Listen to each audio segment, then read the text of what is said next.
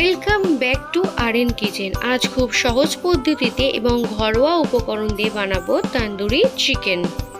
চিকেনটা ম্যারিনেট করে নেবো। প্রথমে দিলাম লেবুর রস, 1 চামচ রসুন বাটা, 1 চামচ আদা বাটা, 1 চামচ কাঁচা লঙ্কার বাটা, বেশ খানিকটা টক দই, 1 চামচ কাশ্মীরি লঙ্কার গুঁড়ো, 1 চামচ লঙ্কার গুঁড়ো, পরিমাণ মতো নুন, 1 চামচ তান্দুরি মশলা আর সামান্য গোলমরিচ দিয়ে সমস্ত উপকরণের সাথে চিকেনটা ভালো করে হাতের সাহায্যে ম্যারিনেট করে নিলাম।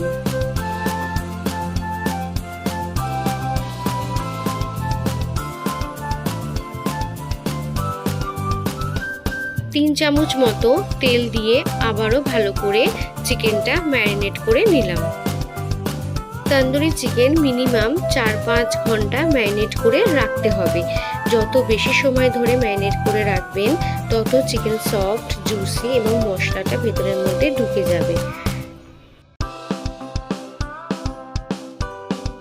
ম্যারিনেট করার 5 ঘন্টা পর চিকেনটা থেকে বেশ খানিকটা তেল বেরিয়েছে আর খুব ভালো করে ম্যারিনেট হয়ে গেছে। এবার আমি গ্রিল র্যাকের উপর চিকেনগুলো এক এক করে সাজিয়ে দিলাম।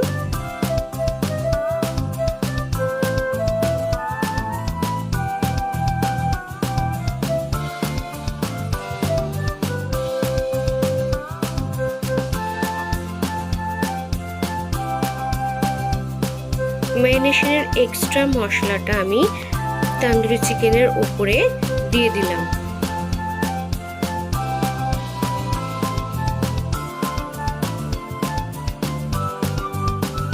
আমি ওভেনটা 10 মিনিট প্রিহিট করে নিয়েছি। এবার গ্রিল অপশনটা ক্লিক করে 40 মিনিট টাইম সেট করে নিলাম।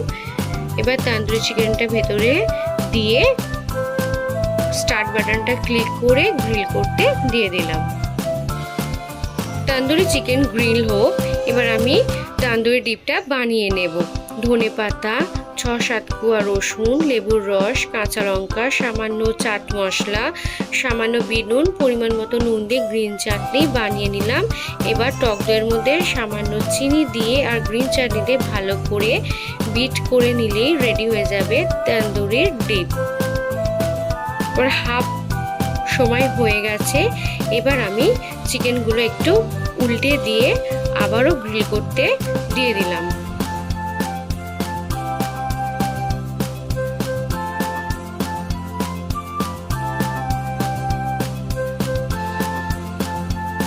সময় শেষ হয়ে এসেছে। এবার দেখি কেমন হয়েছে তান্দুরি চিকেন। তান্দুরি চিকেন একদম রেডি হয়ে গেছে। খুব সুন্দরভাবে কুকড হয়েছে, কোনো ফুড কালার ছাড়াই ভীষণ সুন্দর একটা কালার এসেছে।